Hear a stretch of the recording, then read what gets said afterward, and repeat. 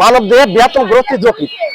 মানবদেহে পরিপাকতন্ত্রের সাহায্যে পরিপাক ক্রিয়া সম্পন্ন হয়।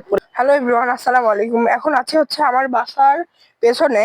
আমি আজকে স্কুল থেকে বের হয়ে দেখি একজন মানুষ রিক্সা না সরি ভ্যান চালায়। তার এত পরিমাণে মেধা, আমি দেখে অবাক হওয়ার কারণে বাসা থেকে মোবাইল নিয়ে গিয়ে আমি ভিডিওটা অন করেছি।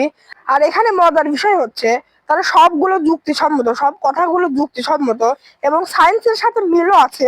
তার একটা কথাও সায়েন্সের বাইরে নেই। তো চলুন আগে তার কথাগুলো আগে আমরা শুনি, তারপর আপনারা জাজ করবেন তার মেধা কতখানি। পরিপাকতন্ত্রের মূল অংশ দুটি পুষ্টিক নালী ও পরিপাক গ্রন্থি। মানুষের মুখ ছিদ্র থেকে বাহু ছিদ্র পর্যন্ত বিস্তৃত নালীটিকে পুষ্টিক নালী বলে। পুষ্টিক নালী কয়েকটি অংশে বিভক্ত, তথা মুখ ছিদ্র, মুখ গহ্বর, গলবিল, গলনালী, পাকস্থলী, ক্ষুদ্রান্তর, বৃহত্তর এবং মলাশয় এবং বাহু। অন্যদিকে পরিপাক গ্রন্থি সমূহ খাদ্য পরিপাকের মূল ভূমিকা পালন করে।